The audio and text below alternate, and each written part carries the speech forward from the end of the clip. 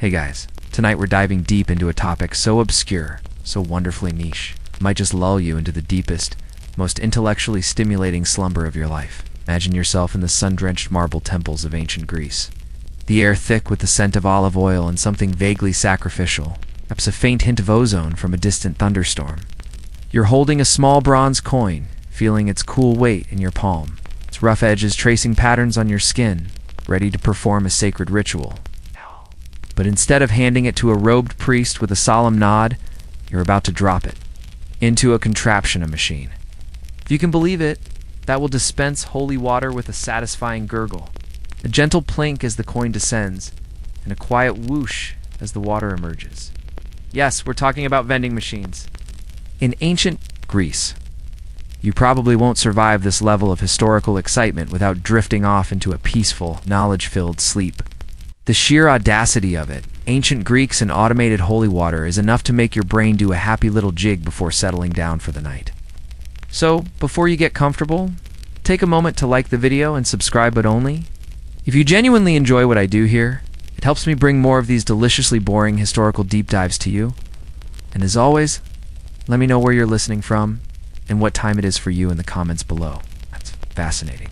To think about us all connecting across time zones, united by a shared appreciation for obscure history. Now, dim the lights. Maybe turn on a fan for that soft background hum, as we peel back the layers of antiquity to reveal a technological marvel that truly was ahead of its time.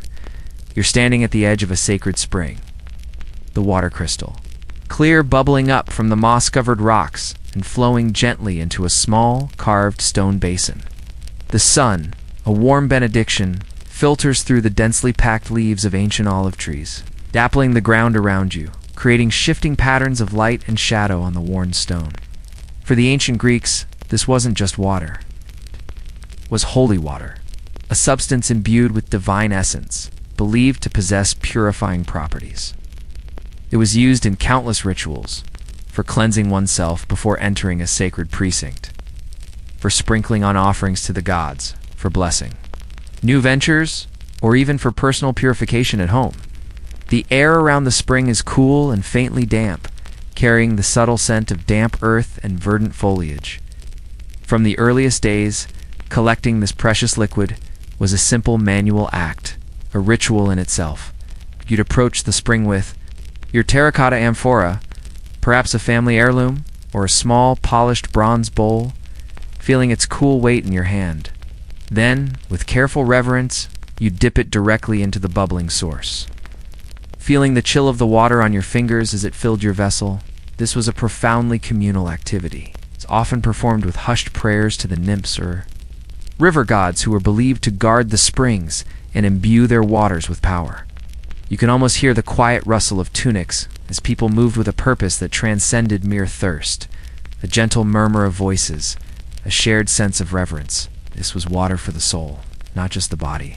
Think of it, before the advent of complex plumbing systems, before modern sanitation, before the very concept of a water utility bill existed, a truly blessed omission.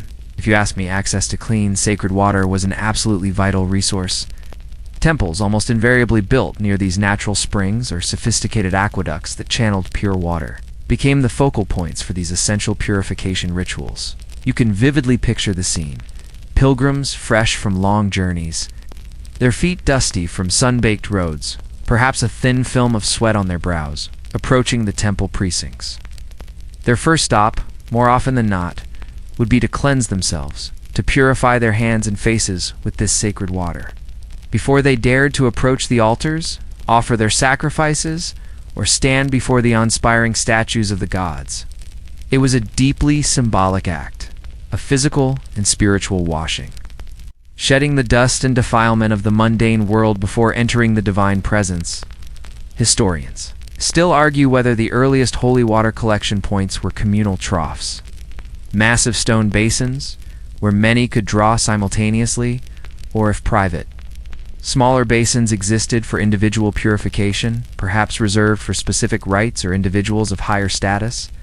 What is unequivocally clear, though, is the sheer logistical challenge of managing such a vital and high-demand resource for potentially thousands of worshippers. especially during major religious festivals or important civic ceremonies. Imagine the queues stretching back through the temple grounds, polite and perhaps not so polite, jostling for position.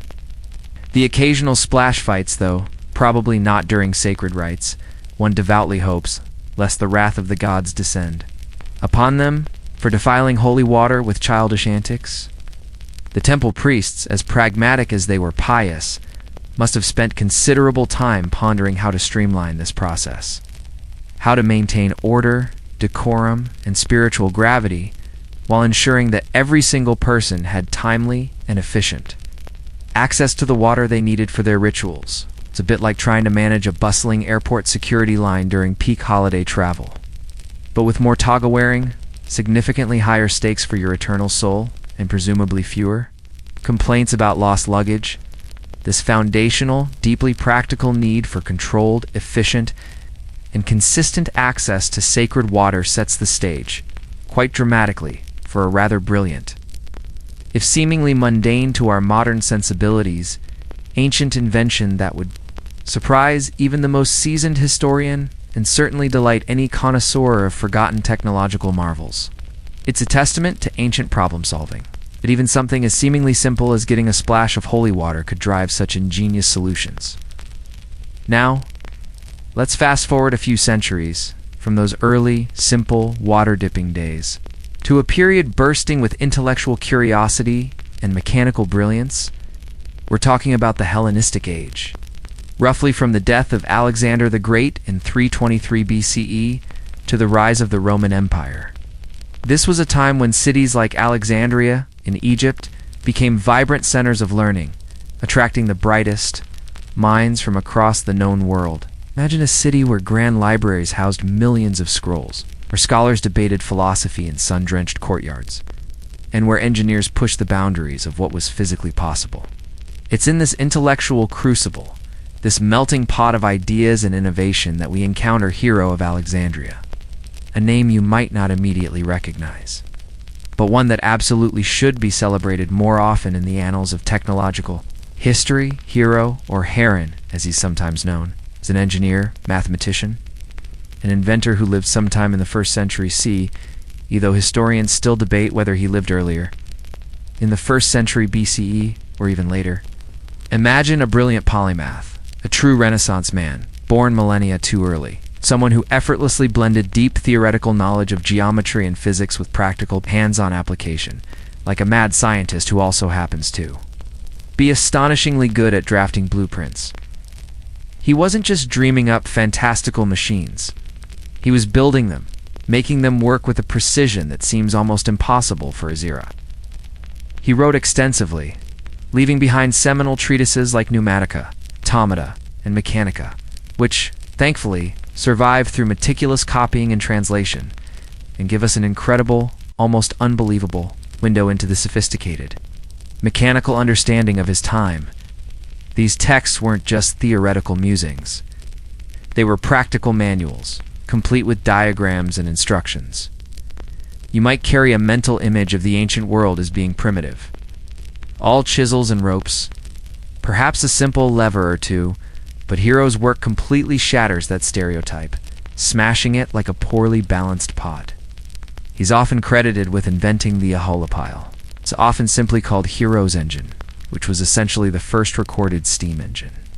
Picture a hollow sphere mounted on an axle, with 2 L-shaped tubes projecting from it on opposite sides. When water inside the sphere was heated by a fire below, steam escaped through the tubes, creating thrust that caused the sphere to rotate rapidly. Was it practical for anything beyond a parlor trick or a fascinating demonstration of scientific principles? Not really. You wouldn't be seeing ancient steam trains chugging across the desert. But it demonstrated a profound understanding of steam. Power millennia before the Industrial Revolution, before James Watt was even a twinkle in anyone's eye. It's like discovering your ancient Greek ancestor invented a rudimentary jetpack and only used it to impress his friends at elaborate dinner parties rather than for efficient commuting. But Hero's ingenuity extended far beyond steam. His mind was a veritable wellspring of automated wonders. He designed automatic temple doors that would majestically open when a fire was lit on an altar using heated air and counterweights. naturally, creating a grand, almost divine effect for unsuspecting worshippers. He conceptualized and perhaps even built self-powered wheeled vehicles, moving across a stage or courtyard without visible means of propulsion. And even a truly astonishing, programmable cart that could follow a predetermined path on early rudimentary robot. He created complex theatrical machinery for the stage, including puppet shows that moved, performed, and even changed scenes autonomously, all with hidden mechanisms. These weren't just toys. They were highly sophisticated demonstrations of fundamental principles that were incredibly advanced for their time: pneumatics, the use of compressed air or gas; hydraulics, the use of liquids under pressure; and sophisticated basic mechanics including gears, levers, and pulleys. The reason these inventions were so significant, especially for our story tonight, is that they weren't just about showing off, although they certainly did impress. They represented a methodical, scientific approach to problem solving. Hiro wasn't just throwing things together hoping something would work. He was meticulously applying mathematical principles and a deep intuitive understanding of physics to create devices that performed specific, often elaborate functions. His mind was a forge where the abstract principles of mathematics met the tangible reality of bronze gears, wooden levers, and the inexorable flow of water. The sheer breadth of his work suggests a man driven by intellectual curiosity and a desire to understand and harness the natural world through mechanical means. A quirky tidbit about Hiro is that his explanations in Pneumatica are so clear and detailed that modern engineers have been able to reconstruct many of his devices using only his descriptions, proving his mastery was not just theoretical. Is this focus on the practical application of scientific principles, often for religious or theatrical purposes, but always with an underlying mechanical logic, really sets Hiro apart and makes him an endlessly fascinating figure in the history of technology. So, when we finally get to his most famous for our purposes tonight invention, the holy water vending machine, you'll see it wasn't a sudden, isolated flash of genius, but rather the culmination of a systematic, brilliant exploration into the art of making things move, seemingly by magic, but actually by truly profound engineering. It's almost as if he was planting the seeds for our automated future, 2,000 years before it was ready to sprout. So you've met Hiro, the ancient Greek equivalent of a tech wizard perpetually tinkering with gears, levers, and the subtle, powerful forces of air and water. His mind was a forge of invention, and now, let's get to the star of our show. The invention that sounds utterly anachronistic, like something ripped from a time-traveling science fiction novel, but was, in fact, a brilliant and tangible reality. The holy water vending machine. Imagine this scene with me. You're approaching a grand temple, perhaps in the bustling, intellectually vibrant city of Alexandria, seeking purification before a solemn ceremony or to make a personal offering. The air is thick with the scent of incense and the murmur of prayers. Instead of encountering a robed priest, manually scooping and dispensing water from a basin, you see something entirely new, something peculiar and ornate, yet undeniably functional. A contraption built directly into the temple wall. It's not flashy, not like the neon-lit, chrome-plated vending machines of today, but undeniably a machine, a testament to ingenious design. Hiro himself meticulously describes this very device in his treatise Pneumatica, compendium of his various mechanical marvels and a veritable instruction manual for ancient automatons. This wasn't some grand room-sized monstrosity requiring a dedicated building. It was, by all accounts, a relatively compact, elegant, and ingenious mechanism designed for a very specific, practical purpose: to provide a measured and consistent amount of holy water upon receiving a coin. Think about that for a moment. In an era where most transactions were direct, person-to-person, ITI exchanges, often involving haggling or personal interaction, Hiro devised an automated self-service system. It's like discovering the ancient Greeks had a drive-through. For their prayers only, instead of a greasy burger, you get divine purification, which arguably is a much better deal for your immortal soul. The operation was remarkably simple in principle. A triumph of gravity and leverage, yet utterly elegant and precise in its execution. You, the worshipper, would approach the machine with your obol. A small, disc-shaped bronze coin, perhaps feeling its familiar cool weight in your palm, its worn edges smoothed by countless exchanges. There would be a clearly visible slot meticulously integrated into a decorative facade, perhaps carved with images of deities or sacred symbols to accept your offering. You'd carefully slide the coin in. You'd then hear a faint, satisfying clink as it dropped through the slot. This is where the magic, or rather the brilliantly applied engineering, happened. The coin would fall directly onto a small, flat pan or scale-like platform. This pan wasn't rigidly fixed. It was delicately balanced on a pivot, much like a seesaw. It's precisely calibrated to respond to the specific weight of an apple. Now, here's the truly clever part. The stroke of genius that allowed automation to take hold. This balanced pan was directly connected to a lever system. Imagine a small arm extending from the pan's pivot. The other end of this lever, hidden within the machine's inner workings, was connected to a plug or stopper. This plug was positioned directly in the mouth of a pipe, which in turn was connected to the holy water reservoir. The reservoir itself would have been a large, elevated tank, likely situated in a hidden chamber above or behind the machine, perhaps. Even fed by gravity from an underground spring or a temple aqueduct, ensuring a constant head of pressure for the water flow. When your coin, precisely weighted, landed on the pan, its mass would cause the pan to tip downwards, however slightly. This downward motion would lift the connected end of the lever, which in turn would raise the plug from the pipe's opening. For a brief controlled moment, the holy water, under natural pressure from the elevated reservoir, would rush out of the pipe and flow through a conveniently located spout, ready for your outstretched hands or vessel. Ow. It was a momentary release, a carefully measured gush fulfilling the sacred purpose. But how did it stop? This is where the true ingenuity lies, in the self-regulating nature of the device. The pan wasn't designed to hold the coin indefinitely. It would either have a slight downward slope built into its design, or perhaps a second, smaller counterweight mechanism that would come into play. As the pan tipped from the coin's initial weight, the coin would then, having served its purpose of momentarily depressing the pan, slide off the pan and fall cleanly into a secure collection box or receptacle below. Once the coin was gone, the pan, relieved of its specific calibrated weight, would immediately return to its original level position. This, in turn, would cause the lever to pivot back, and the plug would descend swiftly, sealing the pipe and instantly stopping the flow of water. It was an elegant, remarkably self-regulating system that required no human interaction beyond the initial coin insertion. No electricity, no complex circuitry, no complicated programming, just gravity levers and the precise calibration of weights.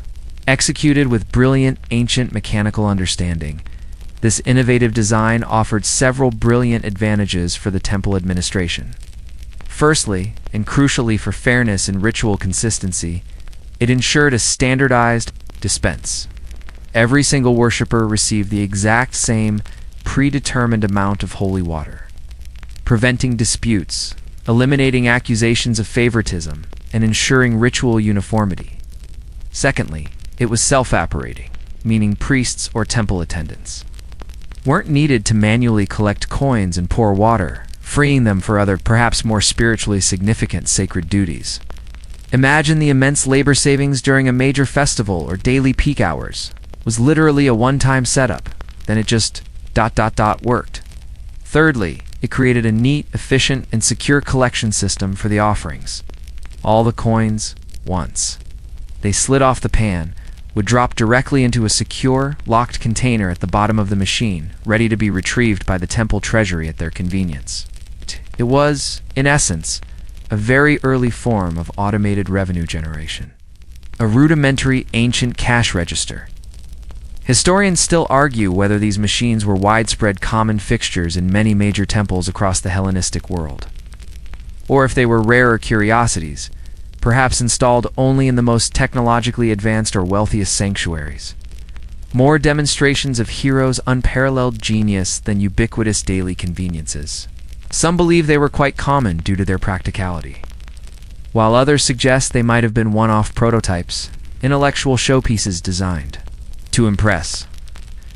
Regardless of their actual prevalence, the sheer concept is mind-boggling for its era. It unequivocally shows a culture not afraid to blend cutting-edge technology with spirituality, seeing innovation not as a sacrilege that would offend the gods, but as a practical and even inspiring means to facilitate worship and maintain order within sacred spaces. Imagine the murmurs among the worshippers, awe at the mechanical magic that seemed to flow directly from the gods themselves, perhaps a touch of suspicion from the more traditional-minded, or simply a shrug of resigned acceptance as they efficiently received their purified water and went about their devotions. It's a powerful testament to ancient Greek ingenuity that even their most profound religious rituals eventually got a surprisingly sophisticated automated upgrade, all thanks to a brilliant mind from Alexandria. All right, let's peel back the elegant marble facade of that holy water dispenser, that unassuming yet revolutionary contraption, and delve into the fascinating guts of Hero's invention, talking about the temple, logistics, design, and function of this ancient vending machine. It's one thing to casually state it worked with a coin, but how exactly did that little bronze disc and obol orchestrate the precise and controlled flow of sacred water? It truly represents a masterclass in ancient physics and mechanical engineering, demonstrating a level of technical understanding that still impresses engineers today. Imagine stepping into the temple. The vending mechanism itself would have been housed within a relatively enclosed cabinet, perhaps discreetly built into the temple wall as a functional part of the sacred architecture, or standing as an ornate, decorative pedestal within a designated purification area. At the very top of this housing, there would be a clearly visible funnel or a meticulously crafted slot. It's precisely shaped and sized to accept a specific type of coin, most likely a single obol, the smallest denomination of Greek currency at the time. This wasn't just a random hole in the wall. It was a carefully calibrated entry point, designed to accept only the correct offering and to prevent foreign objects or slugs from jamming the delicate machinery. The coin, once inserted, would then drop through this slot, descending a short distance, and land directly onto a small, flat pan or scale-like platform. Crucially, this pan wasn't rigidly fixed. It was delicately balanced on a pivot, allowing it to tip or depress with even a small amount of added weight, much like one side of a miniature seesaw. Now here's the truly ingenious core of Hero's design. The mechanical heart of this ancient marvel, this balanced pan, was directly connected to a lever system. Think of it as a series of interconnected arms and pivots. One end of the primary lever would be strategically positioned directly beneath the pan, ready to respond to its downward motion. The other end of this lever, extending deeper into the machine's inner workings, was connected to a plug or stopper, often made of bronze or wood with a rubber-like seal. This plug was precisely positioned directly in the mouth of a vertical, or angled pipe, which in turn was connected directly to the holy water reservoir. The reservoir itself would have been a large, elevated tank, perhaps a massive cistern, likely situated in a hidden chamber directly above the machine, or strategically placed higher up within the temple complex, potentially even fed by gravity from an underground spring or an aqueduct system. This elevated position was critical, as it ensured a constant and reliable head of pressure for the water flow, eliminating the need for any pumps or external power sources. When your coin, it's precisely weighted to be an obol, landed on the pan, its mass would cause the pan to tip downwards due to the force of gravity. Its downward motion, however slight, would then exert a force on the connected end of the lever, causing it to pivot. This pivotal movement, a masterpiece of mechanical advantage, would then lift the opposite end of the lever, which in turn would raise the plug from the pipe's opening. For a brief, controlled moment, the holy water, under the natural pressure from the elevated reservoir, would rush out of the no-unobstructed pipe and flow cleanly through a spigot or spout, conveniently located on the machine's exterior for your collection. It was a momentary release, a carefully measured gush. delivering exactly the intended amount for purification. But here's where the true elegance and self-regulating genius of the design become apparent. How did it stop?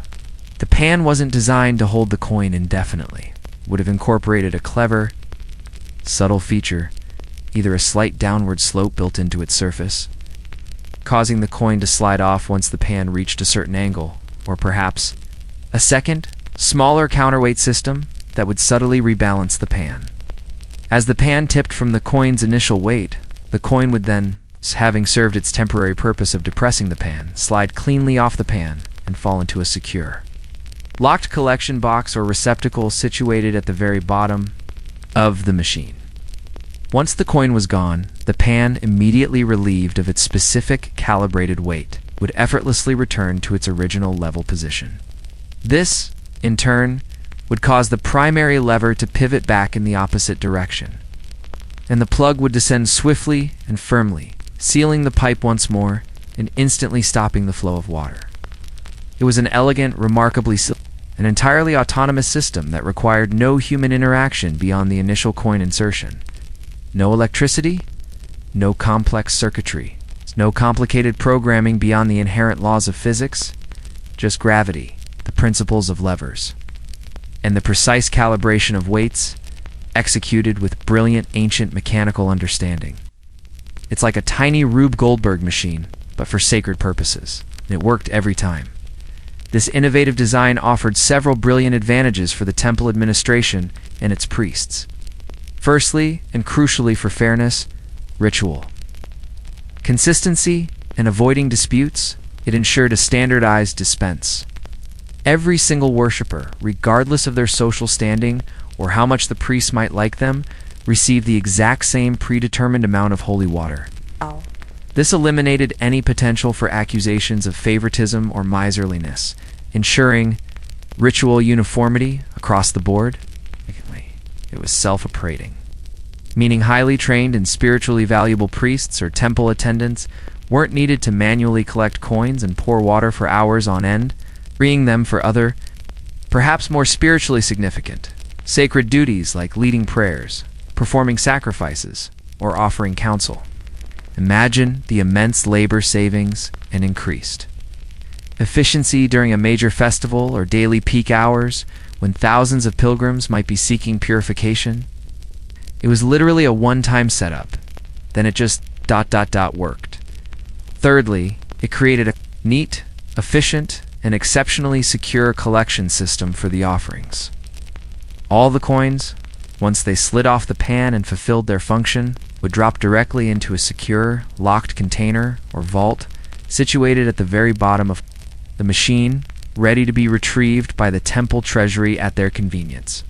It was, in essence, a very early form of automated revenue generation.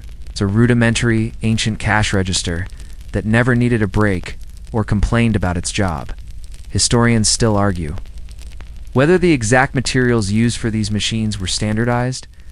Across all such installations, perhaps brass, gleaming bronze, carefully carved wood, or even intricate stone. But the fundamental mechanism, as meticulously described by Hero in his writings, speaks to an incredible level of understanding of basic physics and the practical, sophisticated application of hydraulic and pneumatic principles for such a seemingly simple task. It wasn't just a curious, amusing contraption. It was a well-thought-out, highly functional solution to a very real, logistical, and administrative challenge within the sacred spaces of ancient Greece. It demonstrates an engineering mindset that truly transcended its era.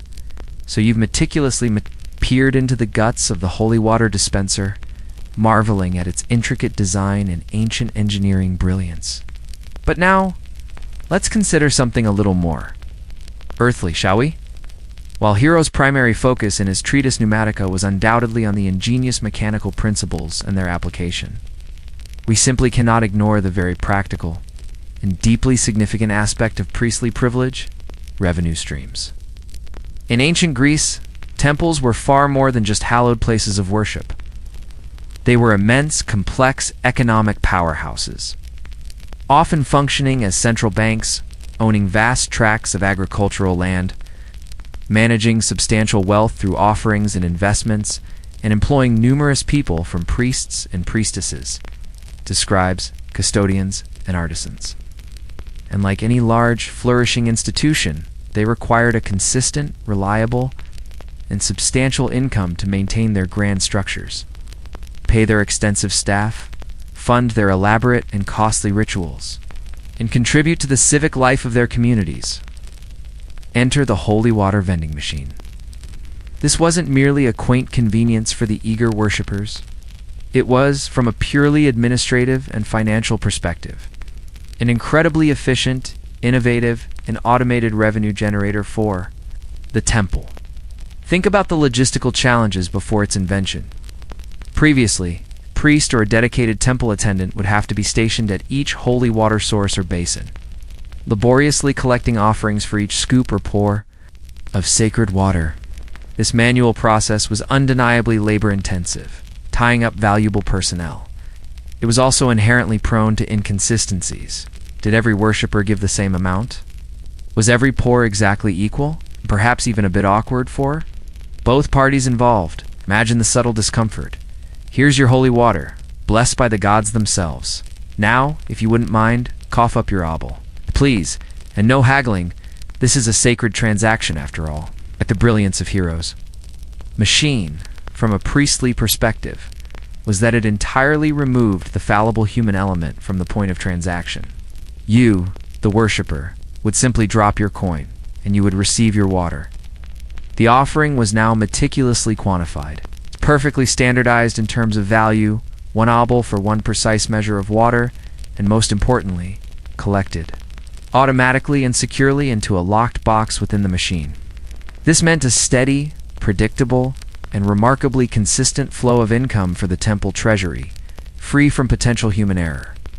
The vagaries of individual generosity, or indeed, the temptation of human corruption, let's be honest. Who hasn't been tempted by a stray coin when nobody's watching, even if it's sacred? It was, in every sense of the word, the ancient equivalent of an ATM for offerings, operating silently and tirelessly around the clock.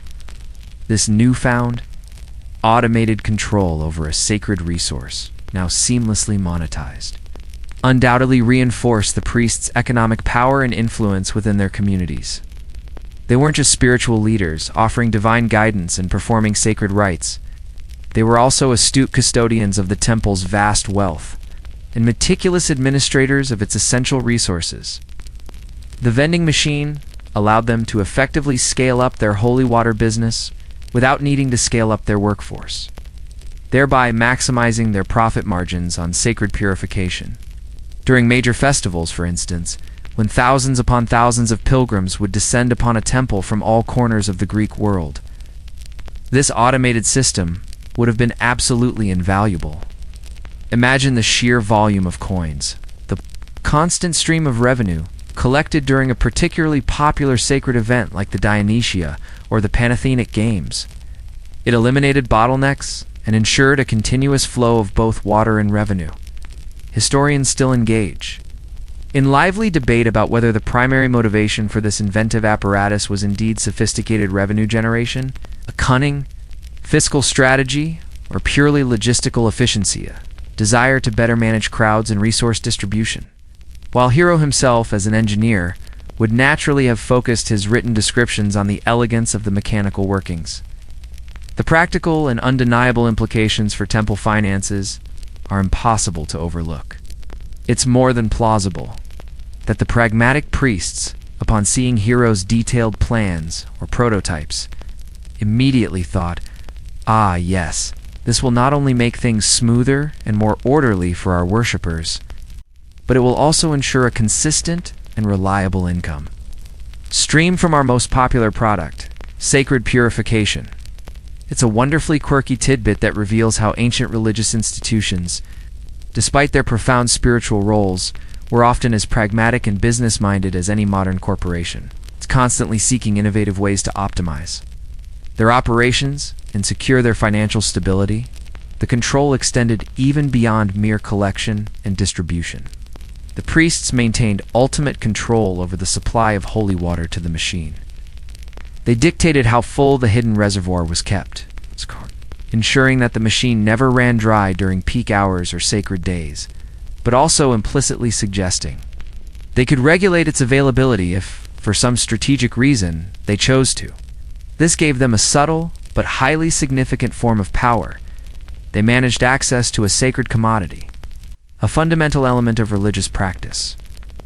It was a tangible manifestation of their vital role as intermediaries between the mortal realm and the divine, a role now powerfully facilitated and enhanced by a very clever, cutting-edge piece of ancient hardware.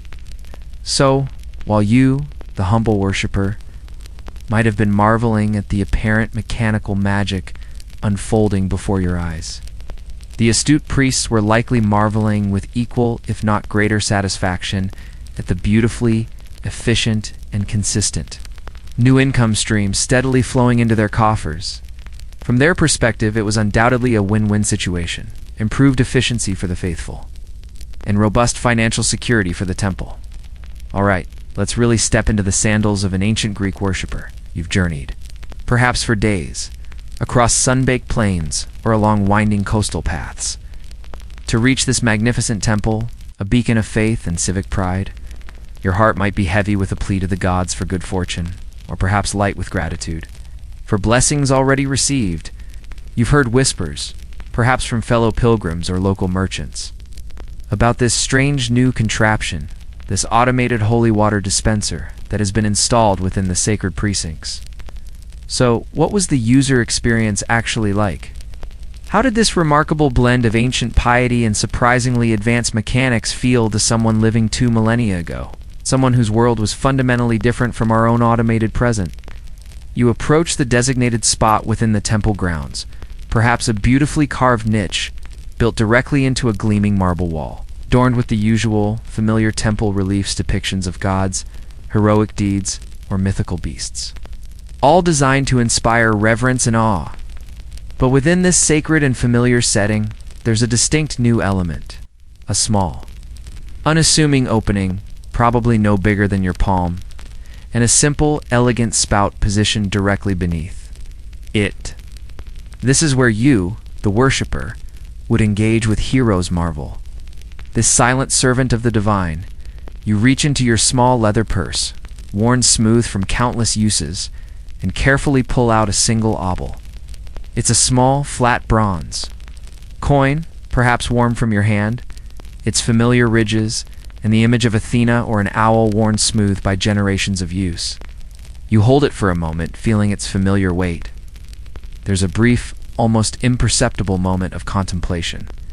A quiet prayer whispered to yourself, a brief moment of personal connection with the deity you are about to address before the mechanical ritual begins.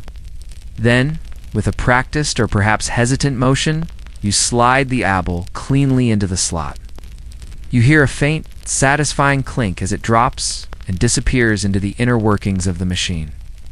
This is the precise moment where the apparent magic, or rather the brilliantly orchestrated engineering, happens. You might find yourself holding your breath, just for a second, a flicker of wonder crossing your face, wondering if it will actually work as promised. If this inanimate object will truly dispense the sacred liquid, then with a gentle, almost reverent gurgle, a stream of clear, cool water begins to flow steadily from the spout. It's not a violent torrent, but a controlled, measured flow, designed to provide exactly enough water to purify your hands, to sprinkle ceremonially on an offering laid on a nearby altar, or perhaps to carefully fill a small personal vessel you've brought specifically for this purpose. You instinctively cup your hands beneath it, feeling the sacred water wash over your skin, its coolness a refreshing blessing. The sensation is immediate, tangible, and deeply purifying. You perform your ritual washing, perhaps making a sign of reverence to the heavens, or offering a silent invocation to the deity whose favor you seek. Just as quickly and efficiently as it began, the water ceases. The spout goes silent with a final drip. The obol, having performed its vital work of activating the mechanism, has slid off its pan and into the secure collection box below, now out of sight and out of mind. It's an efficient, remarkably clean, an undeniably impersonal transaction. For such a sacred act, imagine the subtle yet profound shift in focus that this represented, from directly interacting with a priest, a human intermediary who might offer a personal blessing or a word of counsel, to interacting with a silent, inanimate object that nonetheless dispenses divine blessing. It's a bit like the very first time. Used a self-checkout machine at the grocery store for your weekly groceries, a mix of novelty, undeniable convenience, and perhaps a faint, lingering sense of something being lost in the human connection. Historians still argue quite passionately whether this introduction of automation enhanced or diminished the spiritual experience for the ancient Greek worshipper. For some, the sheer efficiency might have been a welcome improvement, removing the human friction and potential for error or favoritism from the ritual, allowing for a more streamlined and perhaps even more purely focused act of devotion. For others, particularly those who deeply valued the personal connection and traditional guidance from a priest, it might have felt a bit cold, a quirky tidbit that separated them from the familiar tactile act of receiving water directly from a consecrated human hand. The water dispensed by a machine feel inherently less holy, less blessed, because it wasn't mediated by a person. Or would the machine itself be seen as a wondrous, divinely inspired tool, a testament to human ingenuity guided by the gods, thereby elevating the technological marvel into a sacred object in its own right?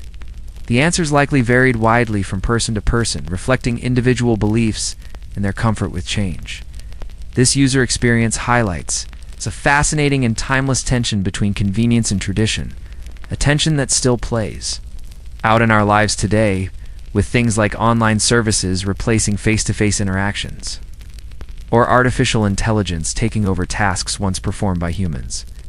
For the ancient Greek worshipper, it was a supremely practical solution to a communal need, a groundbreaking testament to the idea that even the most sacred aspects of life could benefit from a little ingenuity and mechanical innovation. You leave the machine, hands purified, a small sense of wonder, and perhaps a faint chuckle at the sheer cleverness of it all. Carrying your spiritual refreshment back into the bustling temple grounds, forever changed by your encounter with the world's first vending machine. Now, let's zoom out a bit from our vending machine. It's that ingenious device, and place it within its broader historical landscape. Hero's holy water dispenser wasn't a singular, isolated miracle, a bolt from the blue. It was, in fact, a deeply integrated component of a vibrant and continuous tradition of technological context. Greek automation. The Hellenistic period, particularly the intellectual hub of Alexandria in Egypt, was far from technologically backward. On the contrary, it was a veritable hotbed of mechanical innovation, a true golden age for ancient robotics and sophisticated engineering. Demonstrating a level of scientific curiosity and practical application that was centuries ahead of its time. Think of it, while much of the Western world was still struggling with basic tools, relying on sheer brute force and simple levers for construction, the Greeks, especially in centers like the legendary Museum of Alexandria and its associated library and research institutions, were actively pushing the very boundaries of what was mechanically possible. They weren't just building things out of necessity. They were theorizing about them, developing the abstract principles that governed their operation. This was a pivotal era when highly abstract mathematics, like Euclidean geometry and nascent forms of algebra, found incredibly practical and tangible application in the real world. Figures like Archimedes, the brilliant mathematician and engineer from Syracuse, Catzibius, often considered the father of pneumatics and hydraulics, Philo of Byzantium, who documented numerous mechanical wonders, and of course, Hero himself. These were the intellectual rock stars of ancient engineering. Their collective works laid the foundational groundwork for centuries of scientific and technological progress that would only truly be matched again during the European Renaissance. You see, the Greeks weren't solely interested in efficiency through brute force or scaling up manual labor. They were profoundly fascinated by mechanisms that mimicked life or appeared to act with an almost intelligent autonomy. This profound fascination stemmed partly from their intricate philosophical outlook, which often sought to understand the underlying rational principles of the cosmos. If the universe itself operated on predictable, logical laws and notions central to Greek philosophy, then could those same laws be harnessed and applied by human intellect to create miniature universes? Or at least highly functional automatons that seem to move of their own accord? This isn't to say they were building sentient robots or contemplating artificial consciousness in the modern sense, but they were certainly exploring with boundless curiosity. The very concept of self-operating machines and the illusion of independent action, Ctesibius, for instance, a towering contemporary of Archimedes and a significant predecessor to Hero in Alexandria, invented the water organ known as the hydraulis, which used water pressure to produce sound, a remarkably complex pneumatic, a device that predates the pipe organ. He also created highly accurate and incredibly elaborate water clocks that not only kept remarkably precise time, but could also be designed to display astronomical phenomena or even animate small figures, making them both scientific instruments and objects of wonder. Imagine an ancient alarm clock that not only tells you it's 3 o'clock, but also shows a tiny figure of Zeus striking down a lightning bolt, or a bird singing a melodic tune. Talk about a wake-up call with flair. Philo of Byzantium, another extraordinarily brilliant engineer whose works predate Hero's, documented numerous ingenious inventions in his comprehensive treatise Mechanica, including a sophisticated system for a constant level inkwell, ensuring a steady supply of ink without spills, and a fascinating machine for drawing wine from a vessel using complex siphons and air pressure. He even described an early form of an automatic feeder for oil lamps that maintained a steady flame by regulating the oil supply. These might seem trivial or minor conveniences to our modern gadget-saturated eyes, but they demonstrate an incredible, nuanced understanding of fluid dynamics, pressure differentials, and mechanical regulation. This quirky tidbit shows that even seemingly mundane, everyday conveniences were subject to rigorous scientific inquiry and ingenious, mechanical improvement in the Hellenistic world. The philosophical underpinnings of this powerful drive for automation are still vigorously debated by historians and classicists. Was it purely for amusement and spectacle, designed to impress and entertain, like the dazzling automatons used in temple ceremonies to enhance the worshipper's sense of awe? Or was there a deeper, more fundamental drive to understand and control the natural world through mechanical simulation and replication? Certainly, many of these inventions found their most prominent use in temples and public displays, giving priests and rulers an aura of divine power or supreme wisdom by making statues move, grand doors open, or water flow as if by magic. This wasn't necessarily outright deception, but rather a sophisticated way to enhance the sense of awe, reverence, and spiritual wonder among the populace, lending an almost supernatural air to religious rites. The holy water vending machine fits perfectly and elegantly into this rich technological context. It wasn't just a random, isolated, practical solution. It was a profound demonstration of mastery over natural forces, gravity, water pressure, and leverage, a tiny, yet incredibly elegant example of how the principles of pneumatics and hydraulics could be applied to serve a practical, functional, and even spiritual purpose within the daily life of the ancient world. It was a testament to a culture that deeply valued ingenuity, fostered boundless curiosity, and pursued a relentless, systematic quest for knowledge and understanding. Even if that knowledge sometimes manifested as something as seemingly paradoxical as a coin-operated holy water dispenser, they truly were, in many ways, the uncredited, brilliant forefathers of our complex, automated world, sowing the seeds of concepts we now take for granted, thousands of years before their time. We've talked about the holy water vending machine, a marvel of ancient ingenuity that feels strangely modern. But to truly appreciate the breadth and depth of Hero of Alexandria's genius, you need to understand that this clever device was just one relatively small cog in his incredibly imaginative and profoundly productive mind. His work, meticulously documented in his surviving treatises, went far beyond holy water.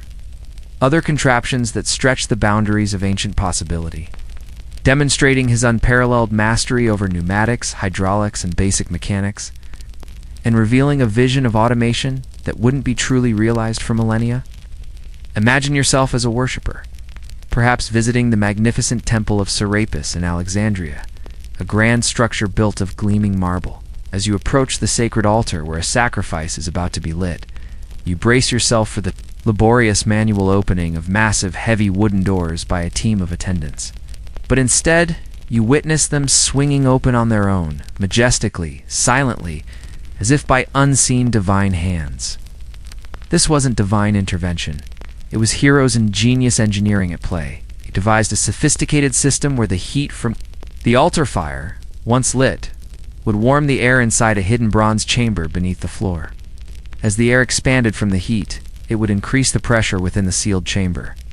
This increased pressure would then force water from one concealed vessel into another, causing a weight to descend. The descent of this weight, acting on a meticulously arranged series of ropes and pulleys, would then cause the enormous temple doors to majestically open, revealing the sacred space beyond. It was a brilliant, theatrical effect, meticulously choreographed to enhance the mystery, awe, and sense of divine presence within the sacred space. A quirky tidbit, perhaps, but imagine the genuine gasps of amazement and reverence from the unsuspecting congregation. Then there was the delightful and supremely practical self-filling wine bowl. Picture yourself at a lavish ancient Greek dinner party attended by philosophers and dignitaries. As wine is poured from a pitcher into a grand ceremonial bowl, a hidden mechanism ensures that the bowl never seems to run dry, as if by magic. Hero achieved this feat using a clever system of siphons and air pressure. Fundamentally similar to how modern self-filling pet water bowls or some automatic coffee brewers work today, as the wine level in the main bowl dropped, it would create a vacuum, drawing more wine from a hidden reservoir. It was a testament to his ability to apply complex scientific principles to seemingly simple, everyday conveniences, making life just a little bit easier and far more entertaining. Who needs a slave or a dedicated sommelier to constantly refill your cup when your bowl refills itself with an endless supply of fine ancient Greek wine? Hero also delved deeply into automatons designed purely for entertainment and spectacle, captivating audiences with mechanical wonders. He designed exquisitely crafted mechanical birds that would miraculously chirp, flap their wings, and even drink water from a basin, all operated by meticulously controlled air pressure and finely tuned counterweights. Even more impressively, he created elaborate mechanical theaters, miniature stages complete with painted backdrops and movable scenery, where articulated figures would move, perform a complete dramatic play, and even change scenes automatically, all through a hidden, complex sequence of gears, cams, and ropes. These weren't just static models. They were intricate, programmable sequences of motion, making them some of the earliest and most sophisticated examples of complex robotics and automated storytelling. Think of it, a full-blown puppet show, but the puppeteer is an invisible, precise array of bronze gears and taut strings, executing a pre-programmed performance. He even designed a surprisingly modern-sounding fire engine, essentially a powerful piston pump capable of throwing a concentrated, powerful jet of water to extinguish fires. While historians still argue whether these were widely adopted and used by ancient cities, the very concept itself demonstrates an incredible foresight into practical urban needs and public safety. This wasn't just for show or religious ceremony. It was about protecting communities. It's an early civic invention designed to save lives and property, millennia before organized fire brigades. Perhaps one of the most intriguing and seemingly futuristic of his inventions was the programmable cart. This wasn't a horse-drawn chariot or a simple wagon, but a wheeled platform that could be meticulously programmed to travel a specific path, execute precise turns, and even stop at predetermined points, all without any visible human or animal guidance. How did he achieve this? By meticulously wrapping a rope around the cart's axles in a specific pattern and attaching weights. As the weights dropped under gravity, the rope would unwind, turning the wheels. By carefully changing the pattern of the rope around different axles, and varying the points at which sections of the rope would tighten or loosen, the cart could be made to move in a precise, pre-planned sequence, effectively executing a mechanical algorithm or a physical program. Imagine the potential for autonomously delivering scrolls or small packages within a large palace complex, a sprawling library, or a vast institution like the Museum of Alexandria. It was truly an early precursor to robotics and automated guided vehicles. These inventions were not isolated oddities or random flashes of brilliance. They reveal a deeply systematic and scientific approach to engineering. A mind that saw the world as a series of interconnected systems that could be understood, manipulated, and profoundly improved through mechanical means. Hero was, in essence, building sophisticated prototypes for a world that wouldn't fully realize such automated dreams for another 2 millennia. He showed unequivocally that the ancient Greeks, far from being just philosophers, artists and dramatists, were also brilliant and daring innovators, constantly seeking to automate, entertain, and even protect their world with the astonishing power of mechanics. His legacy resonates even today, quietly shaping the technologies we take for granted. So, you've been thoroughly impressed by the sheer range of Hero's inventions? From the practical holy water vending machine to the theatrical, self-opening temple doors. But now, let's delve into a fascinating social aspect.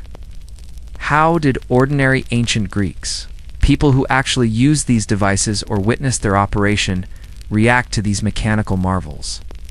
This brings us to the intriguing intersection of skepticism and belief, public reception.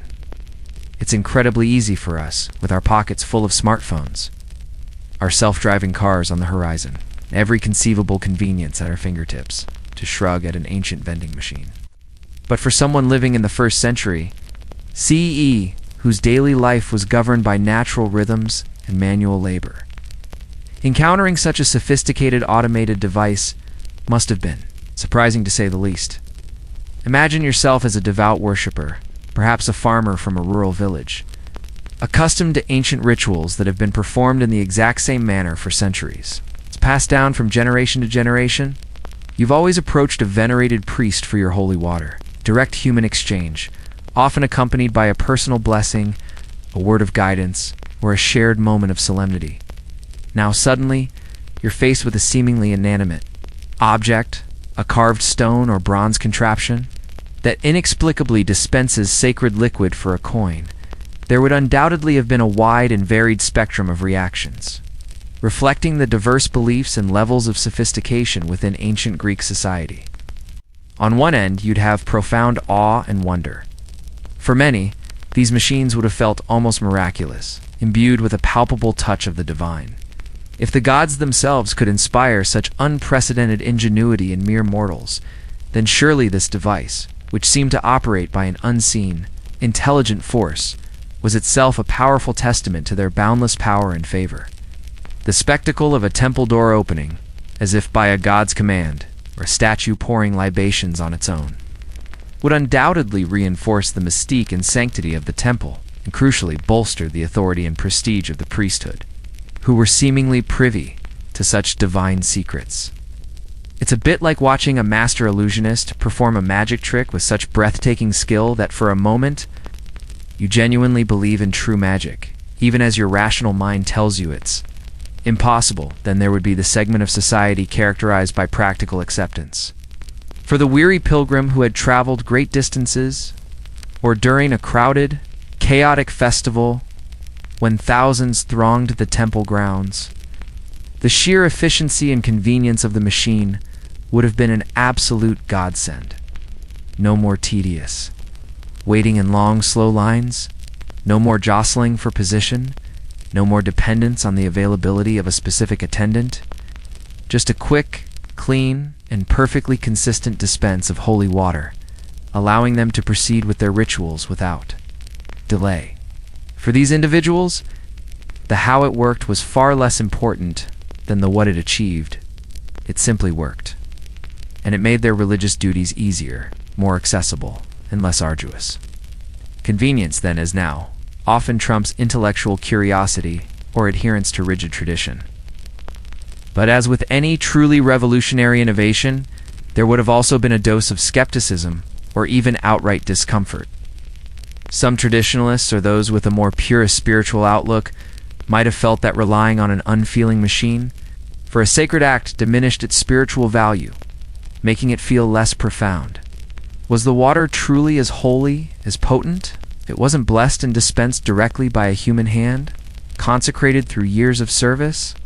Did it reduce the profound interaction with the divine to a mere impersonal transaction, akin to buying bread at the market? Historians still argue whether the perceived magic of these machines was meticulously and carefully explained to the general public, perhaps as a demonstration of human intellect inspired by the gods, or if it was intentionally left as a mystery to further enhance the priest's perceived divine power and control over the supernatural. My guess is it was likely a bit of both, depending on the individual priest, the intellectual climate of the specific temple, the overall credulity of the worshipper, and of course, there's always the delightfully quirky tidbit of universal human nature. A few mischievous souls might have invariably tried to cheat the system. Did anyone attempt to use slugs, foreign objects of the wrong weight, or crudely fashioned fake coins to get free holy water? Did they try to jam the delicate mechanism to perhaps receive an endless, unearned supply? It's simply human nature to test boundaries and exploit loopholes, and I can almost guarantee that the temple attendants had to deal with the occasional ancient vending machine vandal or frustrated pilgrim trying to retrieve a stuck coin. Perhaps the pragmatic Romans, who eventually absorbed Greek culture, but often preferred direct, grand-scale engineering like their vast aqueducts, found these intricate mechanical curiosities less universally applicable or impressive than their Greek predecessors, focusing more on widespread, robust infrastructure rather than individual automated marvels. Ultimately, the very existence and adoption, even if limited, of these machines tells us something profound and enduring about the ancient Greeks. They were a people who, despite their deep reverence for tradition and the divine, were remarkably open to and embraced innovation, even in the most sacred of spaces. They weren't rigidly bound by established methods if a new approach proved to be more efficient, more inspiring, or simply more fascinating. The holy water vending machine wasn't just a quirky invention, it was a physical embodiment of a culture that dared to seamlessly merge cutting-edge engineering with profound spirituality, forever changing the user experience of ancient piety and laying down subtle philosophical questions that resonate even today.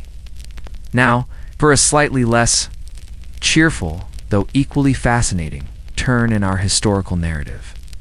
You've seen the sheer brilliance of Hero of Alexandria and the widespread ingenuity of the Hellenistic engineers who populated intellectual centers like Alexandria.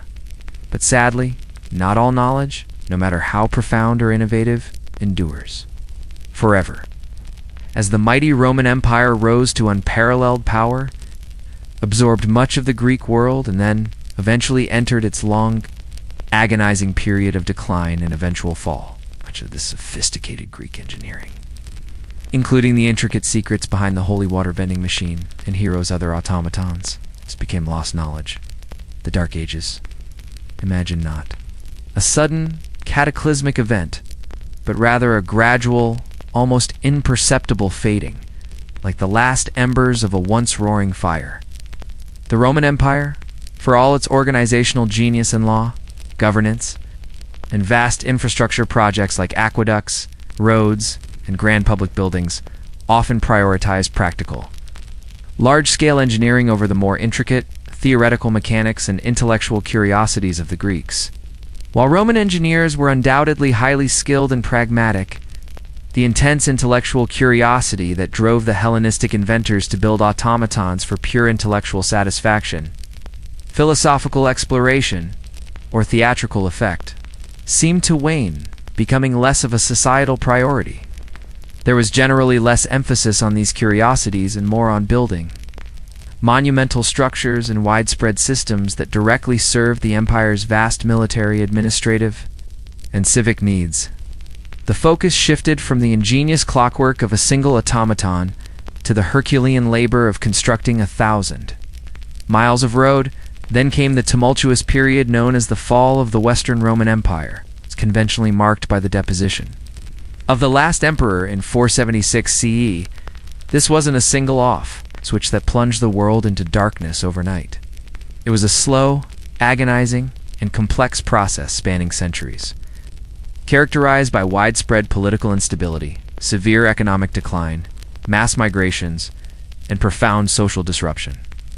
Cities, once vibrant centers of commerce, culture, and learning, became depopulated, their grand structures falling into disrepair. Libraries, like the legendary Library of Alexandria itself, suffered from neglect, sporadic damage, or outright destruction during conflicts. Religious shifts, or simply through the insidious process of decay and disuse. The delicate papyrus. Scrolls, containing heroes' detailed diagrams and step-by-step instructions for his mechanical wonders, were not as robust or enduring as stone monuments. They crumbled to dust. They were consumed by accidental fires or deliberate acts of war. They disintegrated in damp conditions, or were simply forgotten and discarded as priorities shifted dramatically to basic survival. You can vividly picture it, a once bustling scriptorium within a grand Alexandrian institution. Now quiet dust motes dancing in the infrequent shafts of light.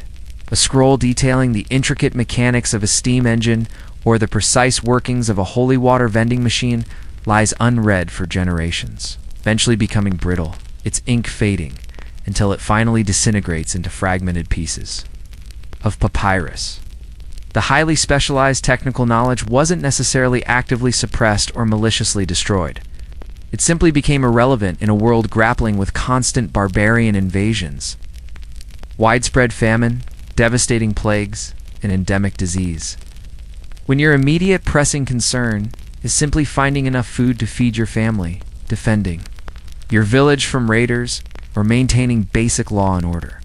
The nuanced principles of pneumatic engineering or the design of automated theatrical props tend to take a back seat, becoming luxurious intellectual pursuits that few could afford to maintain. Historians still argue whether some of this knowledge truly vanished entirely from human memory, becoming utterly forgotten, or if significant fragments simply went underground, preserved in isolated monastic orders within small, dwindling intellectual pockets, or in distant, less affected regions. While some classical, philosophical, and literary texts were indeed meticulously copied and preserved by diligent scribes, often the highly specialized technical treatises and engineering manuals, the how-to guides for building complex machines, were not prioritized for copying. The focus in early medieval Europe shifted dramatically from scientific inquiry and technological advancement to theology, religious doctrine, and the most fundamental means of agricultural survival, the sophisticated understanding of hydraulics, pneumatics, and precision clockwork that underpinned heroes' groundbreaking inventions was largely forgotten, effectively lost, or at best, simplified beyond recognition in the Latin West for many centuries.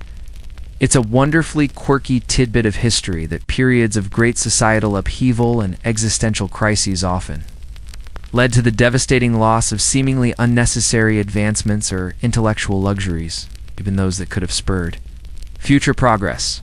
So for nearly 1,000 years, from roughly 500 CE to 1500 CE, much of what we now consider ancient high technology or advanced classical engineering was, for most Europeans, just vague legends, fantastical myths, or outright forgotten knowledge.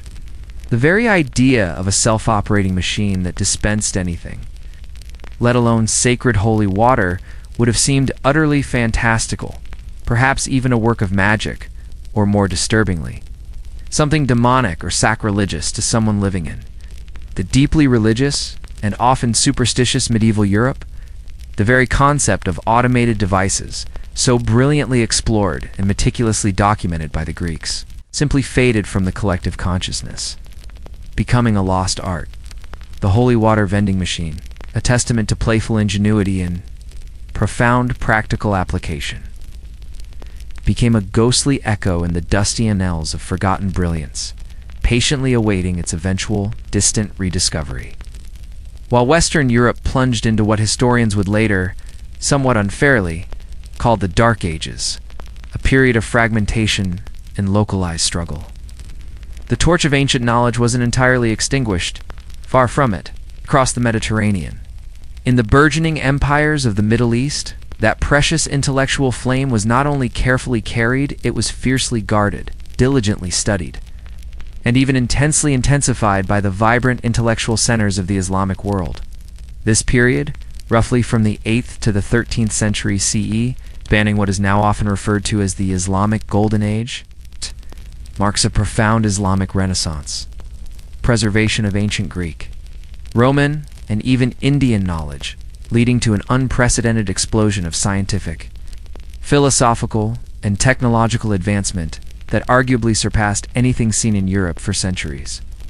Imagine the bustling, intellectually fervent atmosphere within the legendary House of Wisdom in Baghdad, or the immense, well-stocked libraries and universities of Cordoba, Cairo, Damascus, and Toledo. These weren't quiet, dusty archives where books simply sat unread. They were dynamic, living centers of scholarly activity, vibrant hubs where scholars, regardless of their ethnic origin or religious background, eagerly gathered to translate, study, critique, and expand upon the works of the ancients. Vividly picture meticulous scribes working tirelessly by the light of oil lamps, carefully copying ancient Greek manuscripts, like Hero's detailed Pneumatica or Euclid's Elements, into flowing Arabic script, ensuring that the brilliant ideas, diagrams, and instructions contained within those fragile parchments and papyri didn't vanish forever into the mists of time. It was less about passively preserving these texts as mere historical artifacts, and more about actively engaging with them, understanding their principles, building upon their foundations, and refining their concepts. The Islamic scholars weren't just diligent translators. They were crucially brilliant innovators in their own right.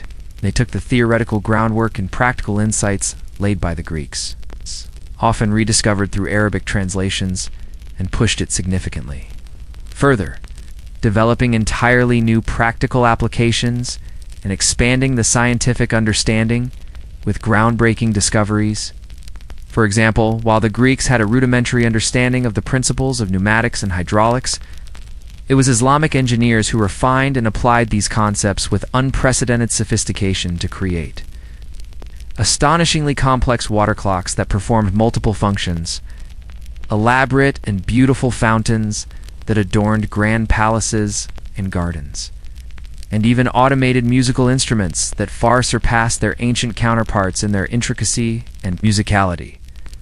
A truly quirky tidbit that showcases this inventive spirit is the work of one of the most famous figures of this era, Ismail al-Jazari, who lived in the 12th century.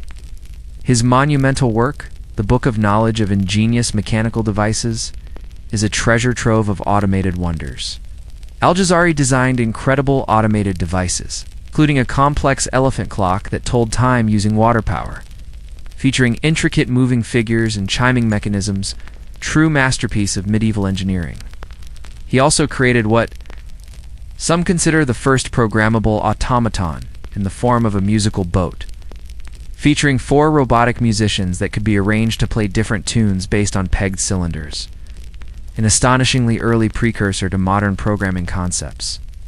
He was, in essence, Hero's spiritual successor, but working with a few centuries of refinement and new mathematical advancements under his belt, demonstrating a continuous lineage of automated ingenuity.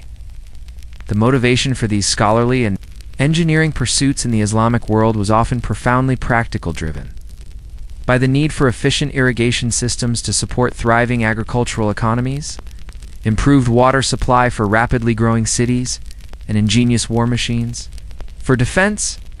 But there was also an incredibly deep intellectual curiosity and a profound reverence for knowledge itself, often stemming from religious injunctions to seek wisdom.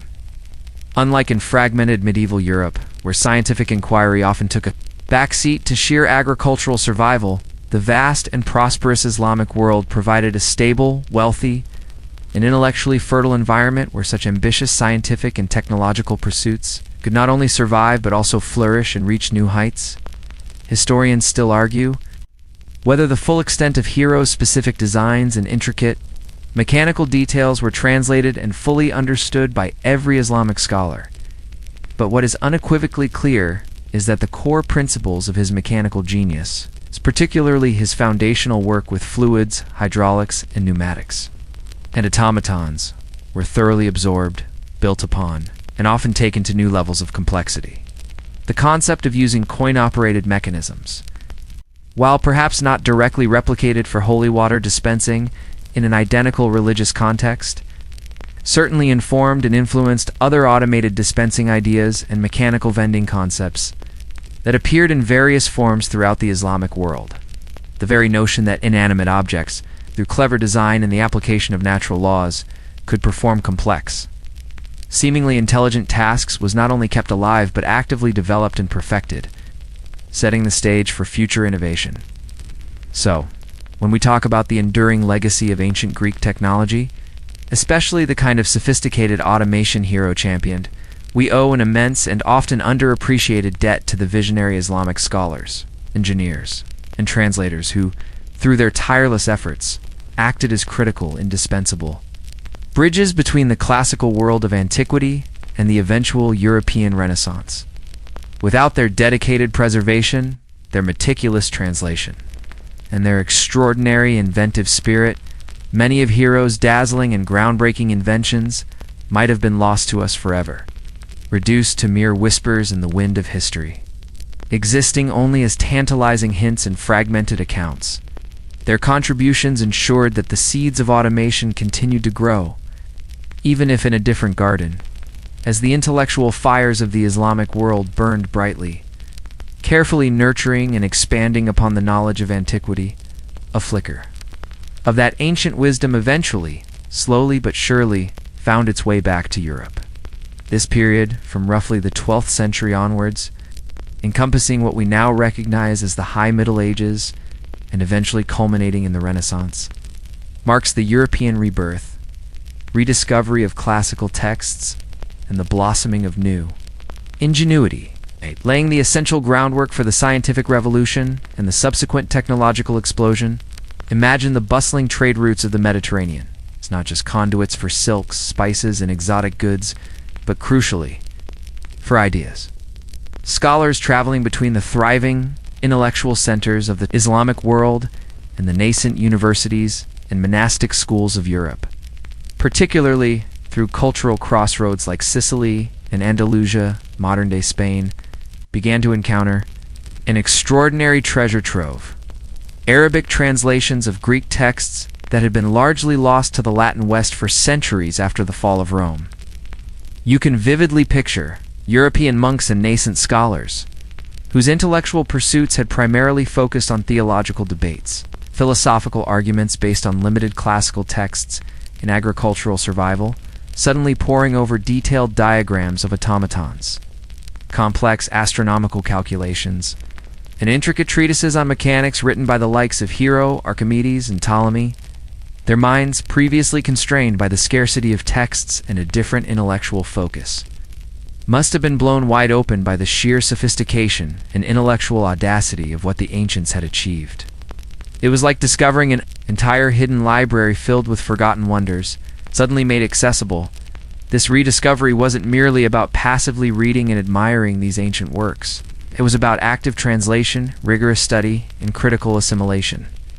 Latin translations of Arabic versions of Greek texts, often facilitated by Jewish scholars acting as crucial intermediaries, became increasingly common, flowing into European universities and libraries.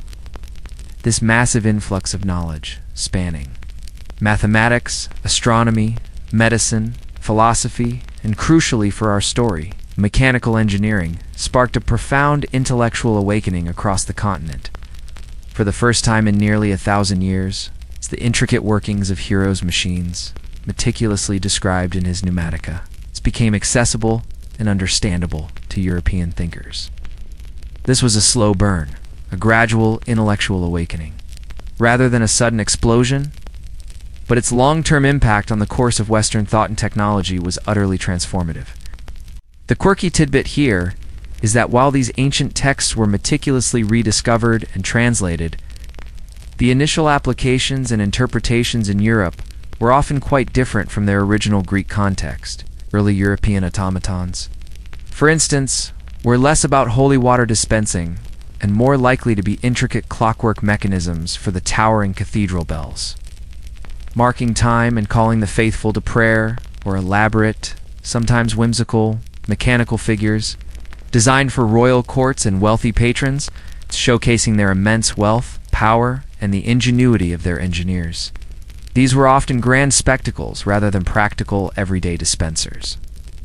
However, the underlying principles, the genius of gears, the power of levers, the subtleties of fluid dynamics, and the concept of a self-regulating mechanism once understood from these rediscovered texts, found fertile ground and began to fuel new European innovations. Moving beyond mere imitation to original creation, historians still engage in scholarly stoned debate about the exact pace and the widespread nature of this rediscovery.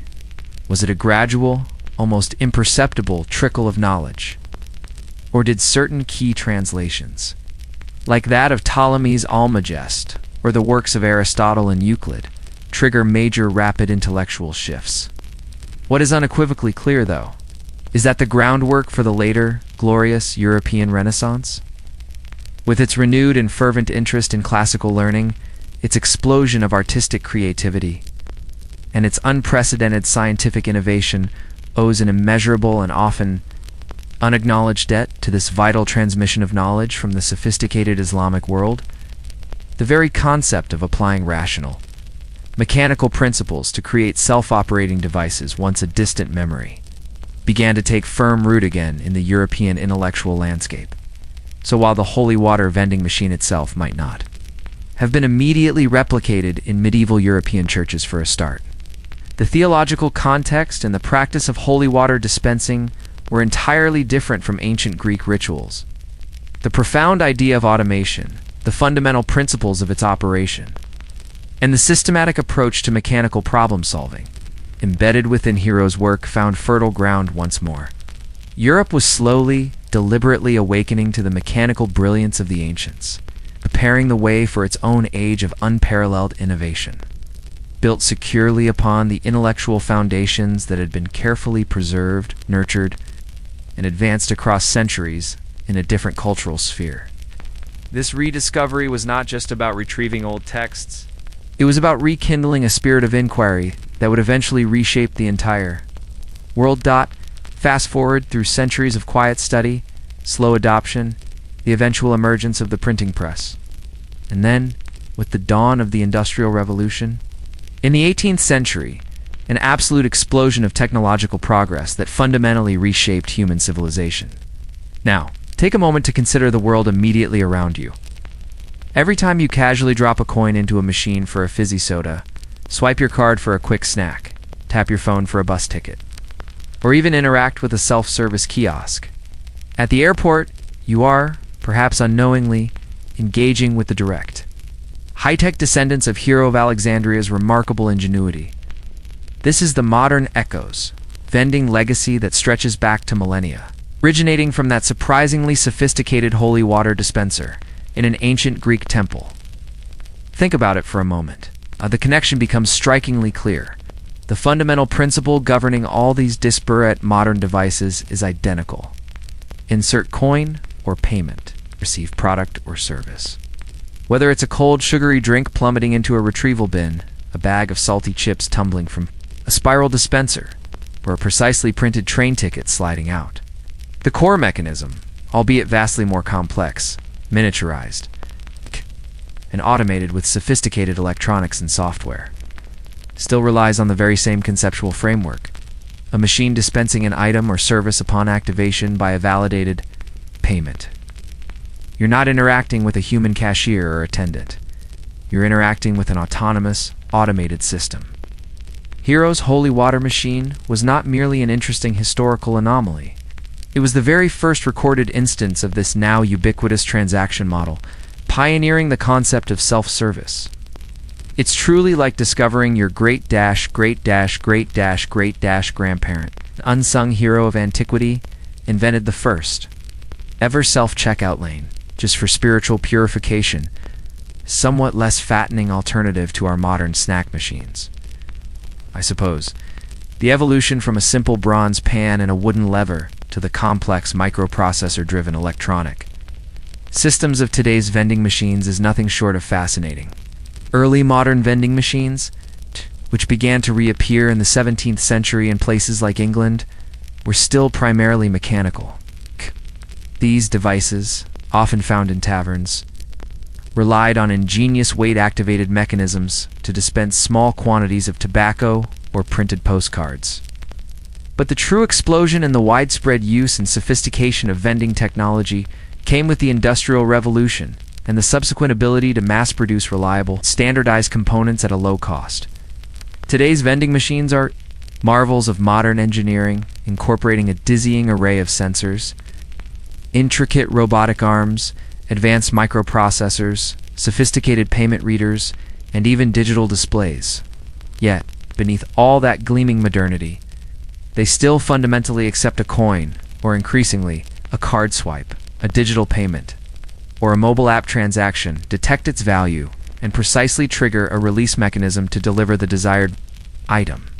It's a wonderfully quirky tidbit to consider that your daily afternoon snack habit, a purely mundane act, has its ancient philosophical and mechanical roots in sacred religious rituals. Historians still engage in a lively debate about the exact chain of direct influence. How directly did hero-specific designs lost for centuries inspire later inventors in the Renaissance or Industrial Age? Was it a direct lineage, or a reinvention of a fundamentally sound concept? Given the vast centuries of lost knowledge, between antiquity and the modern era, a direct, unbroken chain is unlikely.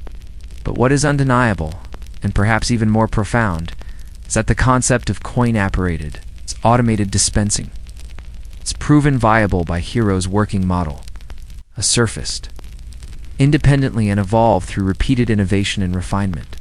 Across different cultures and eras, the idea itself was so powerfully ingenious and solved such a universal problem that it was destined to be rediscovered and perfected over time.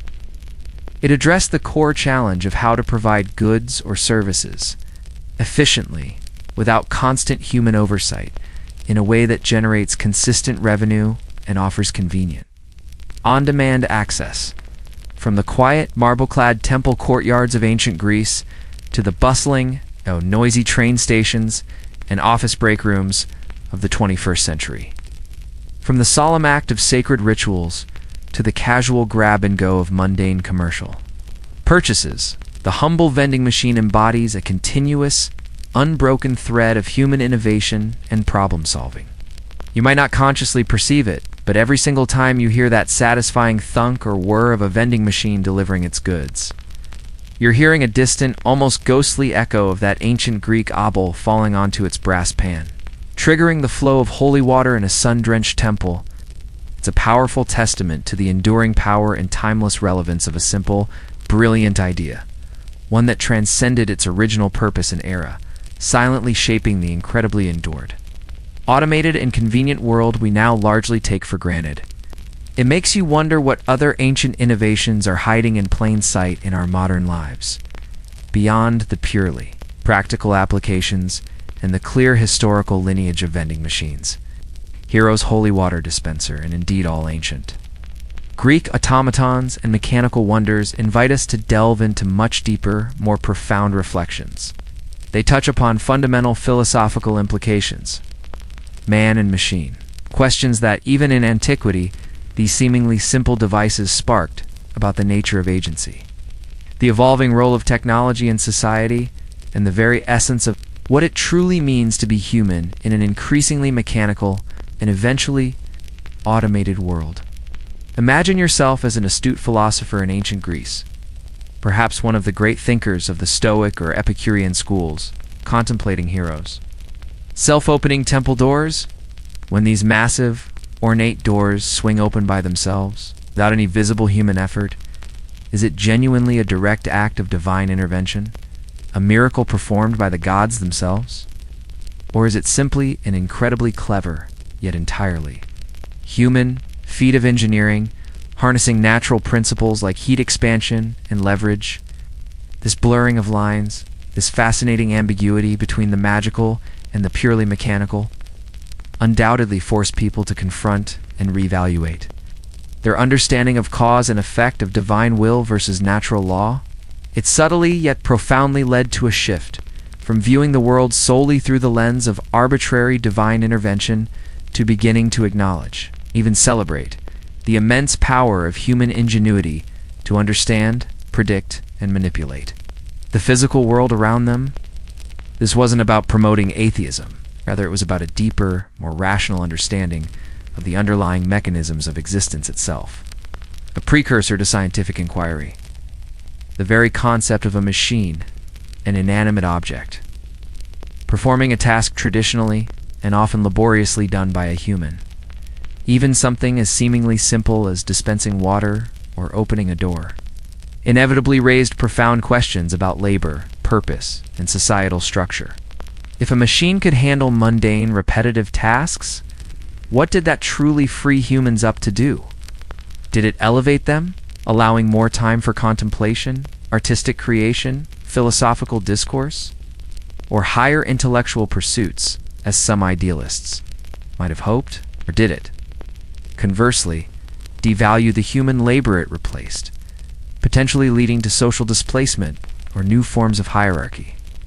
These are precisely the same questions we continue to grapple with today as we navigate the rapidly expanding frontiers of artificial intelligence, advanced robotics, and widespread automation. Historians still engage in lively scholarly debate about the precise extent to which these ancient machines truly impacted classical labor markets. But the philosophical questions they provoked about the future of work and human purpose are undeniably clear and timeless. And here's a wonderfully quirky tidbit that demonstrates the foresight of these ancient thinkers. Some early Greek philosophers, long before Hero's time, even explored the abstract idea of what we might now call artificial intelligence or advanced automation in a very rudimentary, conceptual way. Aristotle, for instance, in his seminal work Politics, pondered this very notion, writing, "If every instrument could accomplish its own work, obeying or anticipating the will of others, or by its own intelligence, if the shuttle would weave, and the plectrum touched the lyre without a hand to guide them, then chief workmen would not want subordinates, nor master slaves." He wasn't describing a specific machine. He was envisioning a hypothetical world where pervasive automation could fundamentally alter the existing social and economic structures, liberating humans from toil, Hero's machines from the holy. Water dispenser to the programmable cart were tangible, albeit tiny, steps towards actualizing parts of that hypothetical automated world, making Aristotle's thought experiment slightly less abstract and a little more real. The holy water vending machine, in particular, situated at the nexus of technology and spirituality, raised uniquely profound questions about the nature of interaction between humans, machines, and the divine. When you inserted your coin and water flowed, did the machine itself act as an intermediary, much like a priest? Or was it merely a sophisticated tool, neutral in its spiritual impact, simply facilitating access to a sacred commodity? The very fact that a mechanical device could directly facilitate a sacred ritual, previously the exclusive domain of human priests, was nothing short of revolutionary. It implicitly suggested that divinity, or at least the blessings associated with it, could flow through non-human channels, provided those channels were designed with sufficient human intellect and precision. It challenged traditional notions of spiritual mediation. So, while you might primarily think of vending machines as purely commercial entities today, mere conveniences for a quick snack or drink, their ancient ancestor posed remarkably profound and enduring questions about our fundamental relationship with technology. It forced the Greeks to consider, perhaps for the very first time, how machines could irrevocably alter human behavior, reshape societal structures, and even influence the deeply personal spiritual experience.